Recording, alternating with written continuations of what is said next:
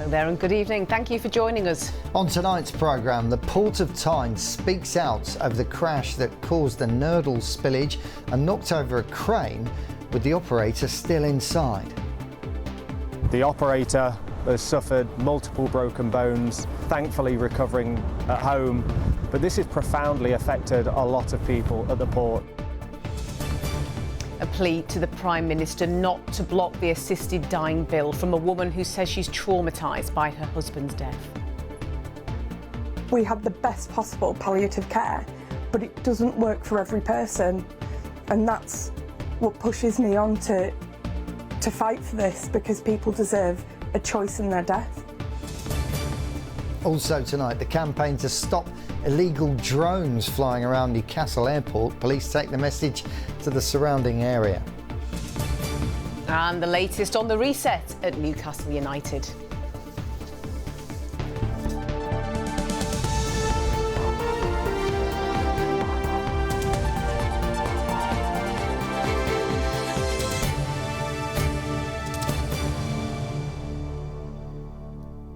First tonight, it's 2.5 weeks since two ships collided on the River Tyne, spilling tons of small plastic pellets known as nurdles into the water.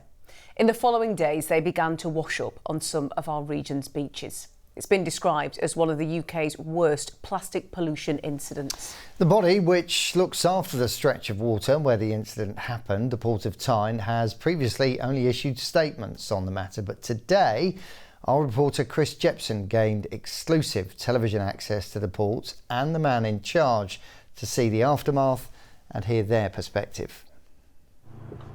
2.5 weeks ago, it was the site of one of the worst plastic pollution incidents to ever happen. Today, we got exclusive access to the Port of Tyne to see one of the vessels and the crane that were involved. The containers are pretty close to the edge, like normal container ships, but it ripped open lots of these containers, and also, it ripped holes in the hull, as you can see, so it was a huge event. Quite extensive damage then? Yeah, there was damage to the ship, but actually the damage to the containers, it rips them open like a can of beans. While ITV News cannot independently verify events, Chief Executive of the port, Matt Beaton, described for the first time what unfolded from his perspective.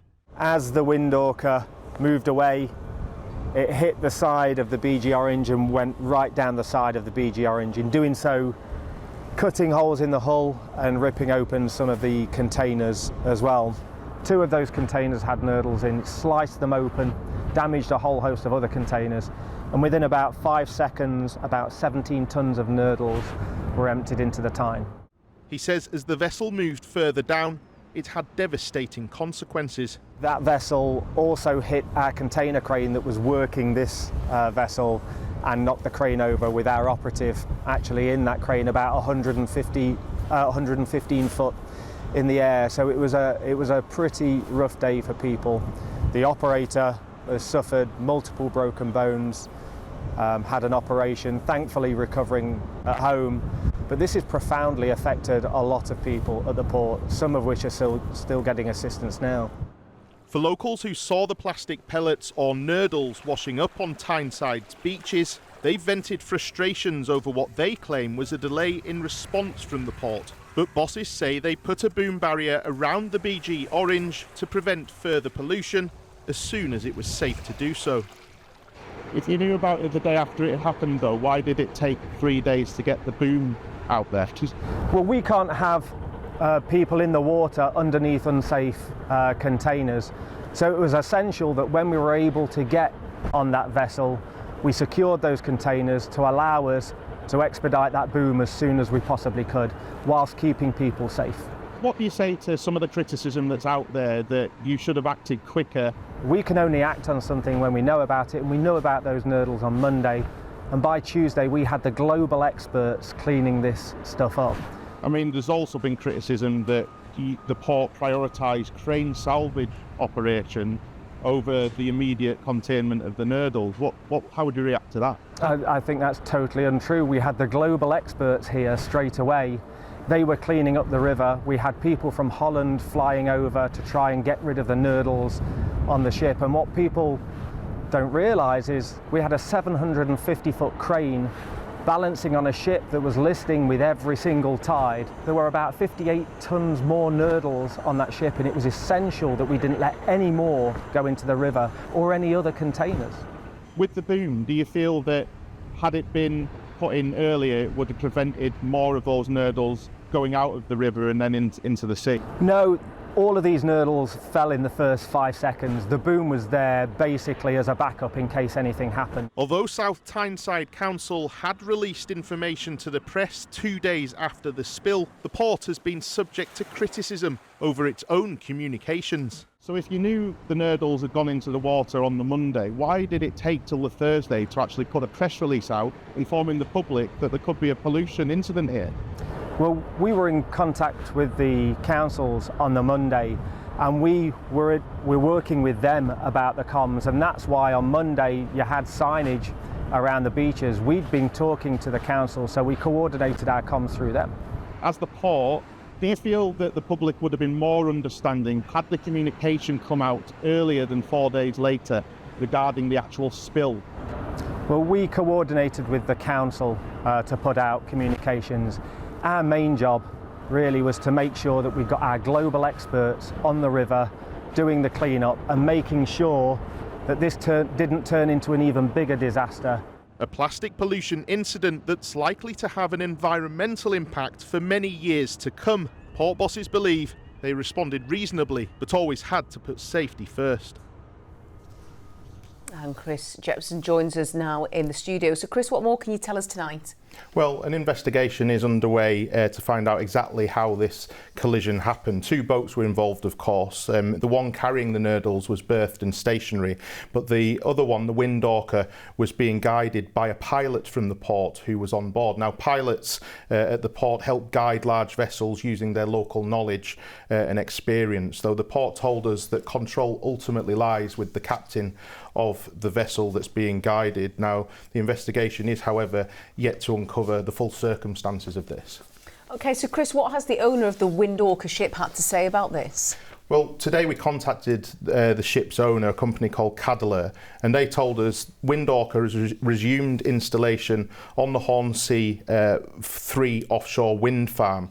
This follows clearance by all regulators. Now, effectively, that means that it's back in service at sea, but they're not commenting further at this stage due to the investigation. The Maritime Accident Investigation Branch looks into and determines the circumstances rather than apportioning blame. And we don't know what the time frame of that investigation is currently, but this incident and its ramifications really is wide-reaching. Yeah. OK, Chris, thank you very much indeed for that.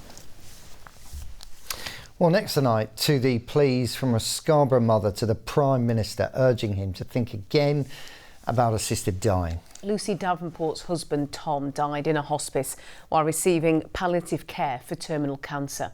Last week, Andy Burnham appeared to suggest palliative care needs to come ahead of any decision around legalising assisted dying. As Chris Conway reports, Lucy says terminally ill people should be given a choice. He was unfailingly kind. He was brave. He was the strongest person I've ever met. Tom Davenport passed away in agony just months after being told he had incurable bile duct cancer. A devoted husband and father from Scarborough, the 48-year-old died in a hospice while receiving palliative care. He wanted to make sure that he went peacefully and quietly. The last day of his life, Sorry. Just take your time. The last day of his life, he was on 3 syringe drivers and had maxed out all of his drugs. They were giving him every drug they possibly could within guidance to try and keep him comfortable. But because Tom was being sick so much, he wasn't sedated and he was really irritated. We had the best possible palliative care, but it doesn't work for every person. I suffer from PTSD because of the end of his life, and he'd be horrified at that. Lucy says she wouldn't wish anyone to die in the way her husband did and is urging the Prime Minister to reconsider his position on assisted dying. Speak to people who are terminally ill because it's them that it affects. We don't, as a country, we don't talk about death. It's not part of our culture, and it's a conversation that needs to happen and needs to happen quickly. It follows comments from Andy Burnham last week suggesting any debate on assisted dying should come after palliative care improvements. I think there's something that needs to happen first, and that's the fixing of the funding of palliative care and social care. Today, the Health Secretary said the government remained neutral, insisting it was for MPs to vote on the matter with their conscience. That's for MPs to take personal views. It's not an official government approach to assisted dying. That's always been the case. And I look at the legislation forward whenever it comes forward. But the most important thing from the government's point of view is that we improve and fix the social care.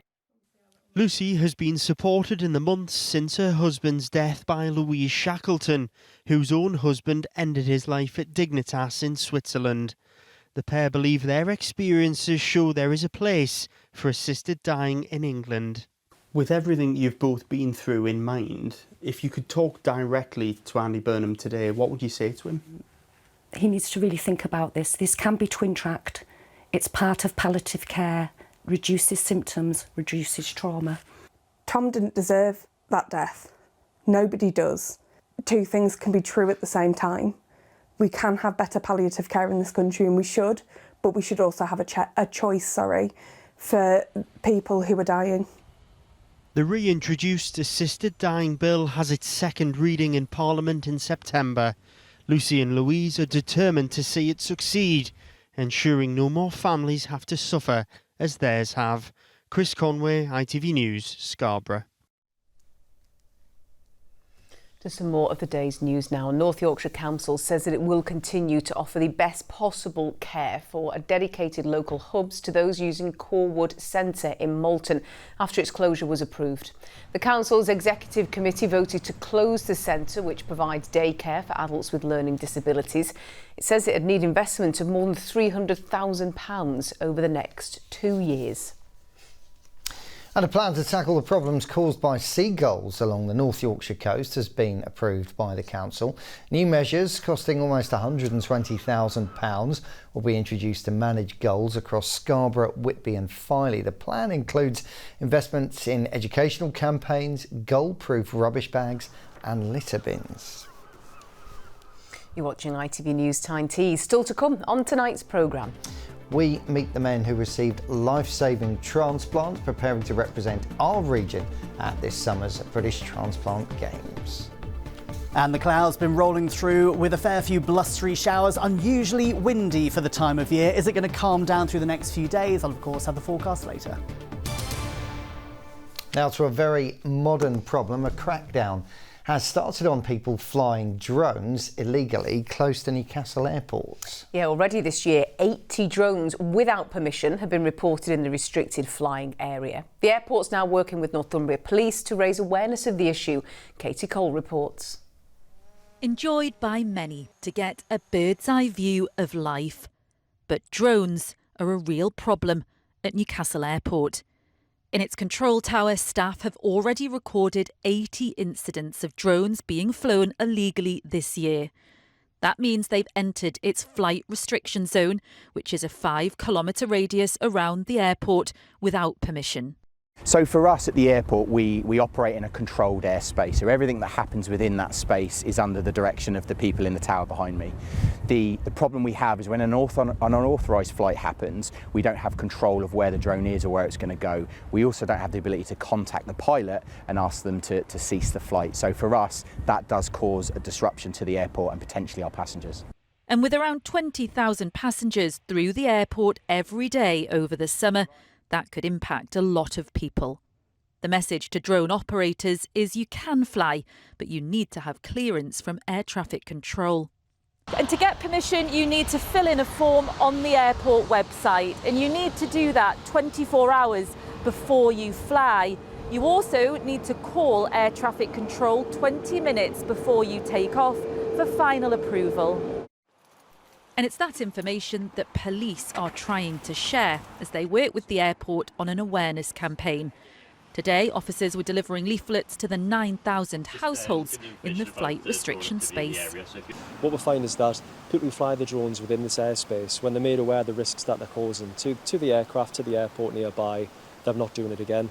Unfortunately, we have seen some businesses, so the likes of estate agents, wedding venues is another one where if your wedding photographer comes in, they might not necessarily be aware that it's a flight restricted zone. So fundamentally for us, it's about educating the public about the risks to the aircraft and the risks to people who use that facility. And there's nowhere to hide if you do ignore the rules. Staff in the control tower are able to pinpoint where a drone is and its serial number. It can be shared with the police, and they say repeat offenders will be prosecuted. So the message is clear. You can fly, but only if you do it responsibly. Katie Cole, ITV News at Newcastle Airport.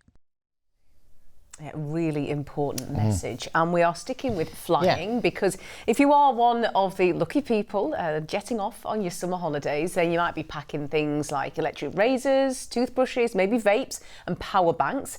And it's those kind of items powered by lithium batteries that are causing some issues. Yeah, they're dead handy, aren't they, if you want to charge your phone or something like that on an aeroplane.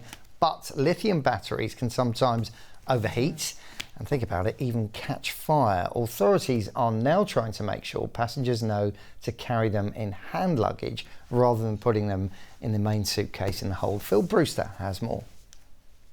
And in any of your cases today, there's no laptops, iPads, e-cigarettes, anything rechargeable, anything with batteries in. It's another busy day at one of the UK's regional airports. Every day, hundreds of thousands of passengers use them to jet off on holiday. But it's what's in their luggage that's got airport bosses concerned, particularly electrical items powered by lithium batteries. Things like chargers, obviously vapes are very common use these days, laptops, mobile phones, all those personal electrical devices that people carry with them on holiday. The civil aviation authorities launched a campaign highlighting the risks lithium batteries can pose and is asking passengers to think carefully when packing their belongings. It's becoming one of our biggest safety risks, and this is why we've launched the campaign to make sure people are going off on their holiday, they just think a little bit more when they're packing their suitcases, particularly if they're having vapes or power banks with them taking holiday. They need to take these on board the aircraft with them.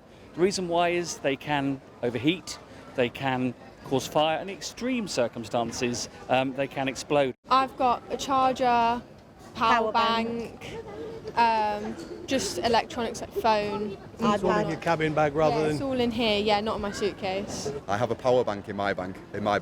But you can have it with you on the cabin rather than the main luggage? It's in my hand luggage. So, yeah, I read the instructions and put it in my hand luggage. Do you think that's a sensible move? Well, yeah, because we don't want to sit on a flight where there's a fire. I kind of keep it at me at all times. And do you think that's safer? Does that think it's a good rule? Sure. I think if it did kind of set alight, you're there to kind of do something about it more kind of instantly rather than it being in the hall. The dangers posed by lithium batteries have been illustrated by staff at Warwick University. They've recently conducted tests showing the explosive impact they can have if they catch fire.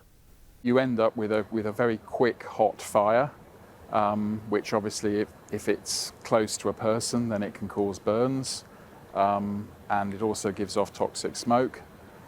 If it was perhaps in aircraft luggage or something like that, then the concern would be that it would set fire to other things and cause a larger fire. With the big summer getaway now in full swing, the potential risks of lithium batteries to flights and passengers is real. But airport bosses say that by following a few simple steps, any delays are avoidable. Phil Brewster, ITV News. Yes, take note if you're heading off on your holidays in the next couple of weeks. We change subjects onto sport now. Simon joins us in the studio. Simon, we're still in a holding pattern. We're keeping with that flight theme with Newcastle United. But rumours may become reality, should become reality soon, fair to say? I think so, yeah. Two of the big summer dominoes are about to fall, I think, for the Magpies. Look, there's nothing official yet, but it feels pretty safe to say the arrival of Newcastle United's new head coach will be confirmed very soon. And the departure of the Magpies' influential captain probably won't be far behind. Matthias Jaisler's appointment as head coach has only been held up by red tape, but that'll be untangled soon enough. The 38-year-old has won league titles with Salzburg in Austria and Asian Champions Leagues with Al Ahly in Saudi Arabia. Yeah, walking into the unknown, it almost seems like it's putting it mildly, Simon. To pick you up on that, it is both exciting and risky, isn't it, this? It definitely is. I mean, they'd probably rather not have changed this much all at once, but it's worth pointing out they didn't have a lot of choice once Eddie Howe resigned, and they knew that certainly Sandro Tonali and Anthony Gordon wanted to leave. And look, let's be honest, it might not all work out, but whilst it was sad to see Eddie Howe go last week, a lot of people thought the club needed a bit of a reset, and to be honest, I kind of agree with that point of view. This almost feels like a total reset, though, and, you know, we'll see if it works. But if nothing else, it is going to make Newcastle United one of the most interesting teams to watch next season. Oh, that's a fact. Yeah. Elsewhere, still pretty quiet on the transfer front at Sunderland, but they are confident new faces will arrive. Middlesbrough are definitely going for it in the summer window, though. They've got 5 in already, and their latest target is Manchester United goalkeeper Radek Vitek. The 22-year-old was a big hit on loan at Bristol City last season. Look out for 2 Borough departures as well. Delano Bergzorg is set to join Preston North End, and Kali Sen is off to the Swiss club Young Boys. Simon, thanks very much. Now, 2 men who received life-saving transplants at Newcastle's Freeman Hospital are preparing to represent the region at this summer's British Transplant Games. Yes, Pete Nyland received a liver transplant in 2018, while Damon Johnson is currently waiting for his second transplant. They say sport is a celebration of the second chance they've been given and hope their stories will encourage others to support organ donation. My donor's anonymous, but I'm eternally grateful for that gift. I saw my 60th birthday, I saw my retirement pension. 2 years ago, my wife and I celebrated 40 years ruby wedding. None of that would have happened without that gift. I would have died in 2018 and none of that would have happened. So it's the greatest gift you can give somebody, and you'll have somebody who's eternally grateful for it.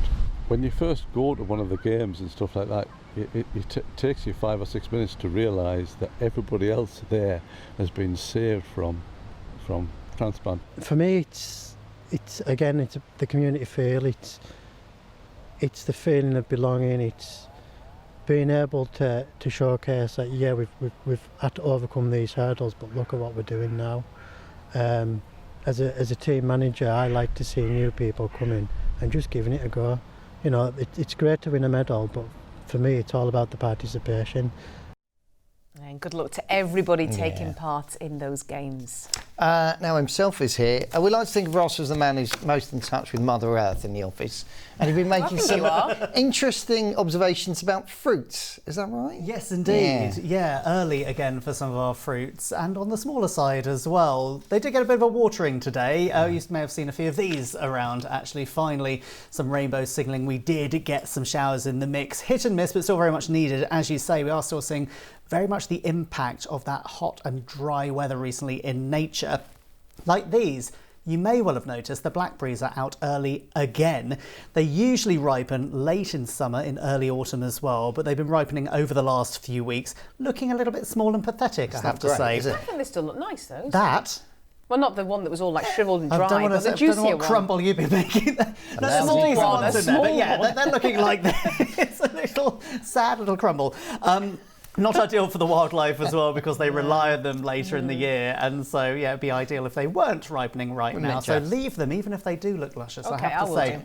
We did see those showers around today. They've been moving their way in. Some have been on the sharper side, a few rumbles of thunder, but I think the main thing we've noticed today is the winds. It's so windy. Unusually windy for the time of year. Better news, we do have a few showers, but lighter winds, more importantly, through the next few days. Let's take a look.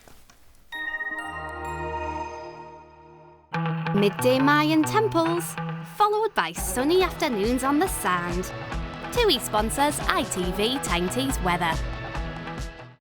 Still some blustery winds around. They're pushing through those showers as we head through this evening. Some of those will be on the heavier side, very much similar to what we've seen today. So scattered showers overnight into the first part of tomorrow. But those warm sunny spells are developing. The winds are starting to ease. It is looking much calmer through tomorrow and into Friday. Low pressure nearby. The squeeze on the isobar showing the blustery winds dragging in the showers, sometimes longer spells of rain. But from the south, Thursday, Friday, the high pressure's building in. Lighter winds, some clearer skies. But then just in time for the weekend, we do have further low pressure systems waiting in the west. So gradually through Saturday, it's likely the cloud is going to thicken and some patchy rains try to work its way in from the northwest.